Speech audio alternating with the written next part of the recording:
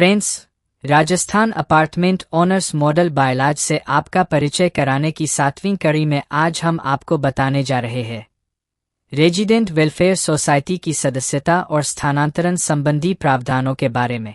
मित्रों, यह वीडियो थोड़ा सा लंबा हो गया है, इसलिए आपसे निवेदन है कि आगे बढ़ने से पहले इस फेसबुक पेज को लाइक, फॉलो और शेयर जरूर करें।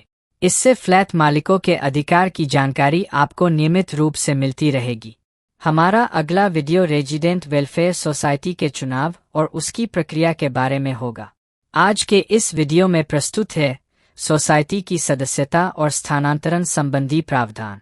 Rajasthan apartment owners model bylaws 2020 के पारा 5 में प्रावधान किया गया है कि परियोजना के सभी अपार्टमेंट मालिक 100 रुपये की सदस्यता शुल्क का भुगतान करके सोसाइटी के सदस्य बनेंगे।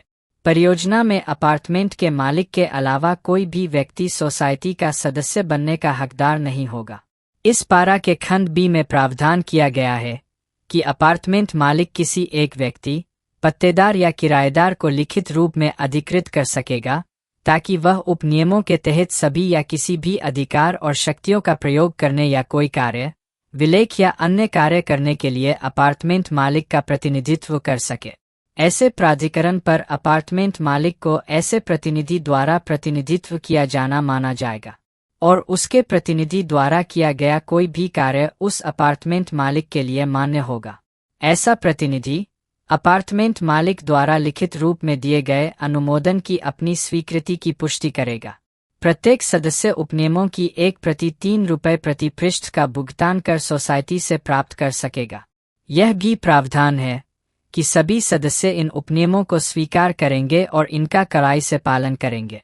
Rajasthan apartment owners model bylaws 2020 में फ्लैट के स्थानांतरण के संबंध में प्रावधान है कि किसी भी सदस्य द्वारा परियोजना में अपने अपार्टमेंट को उपहार या वसीयत या अन्यथा रूप से बेचने, स्थानांतरित करने, वसीयत करने पर क्रेता या दान प्राप्तकर्ता या वसीयतकर्ता ऐसे अपार्टमेंट को ऐसे क्रेता या दान प्राप्तकर्ता या वसीयतकर्ता के पक्ष में स्थानांतरित करने पर सोसाइटी का सदस्य बन जाएगा। उसे प्रबंध समिति की ओर से निर्धारित हस्तांतरण शुल्क का भुगतान करने पर सदस्य के रूप में शामिल किया जाएगा। मालिक सदस्य को अपने अपार्टमेंट को बेचने, हस्तांतरित करने से पहले सोसाइटी से एनओसी लेना होगा।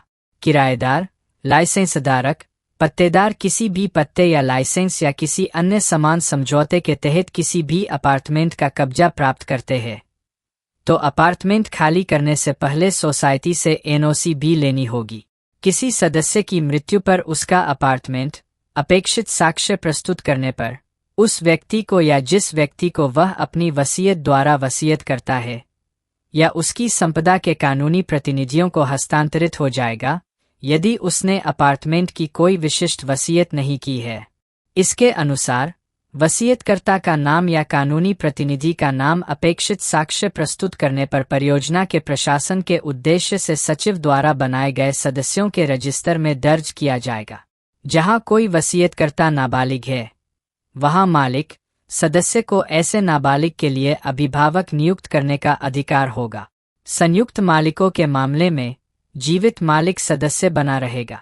इन कारणों से सोसाइटी का सदस्य बनने का हकदार कोई भी व्यक्ति ऐसे आवेदन पत्रों, प्रपत्रों, समझौतों आदि पर हस्ताक्षर करेगा और उन्हें निष्पादित करेगा, जैसा कि सोसाइटी द्वारा निवर्तमान सदस्य के स्थान पर ऐसे नए सदस्य को रखने के लिए आवश्यक है।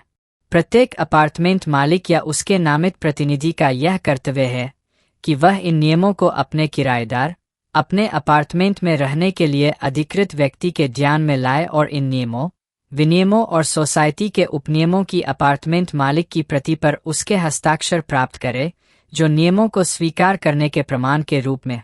किसी भी स्थिति में सभी निवासियों को इन उपनियमों का ज्ञान होना माना जाएगा और वे इसके लिए बाध्य होंगे। पूरा वीडियो देखने और सुनने के लिए आपका आभार।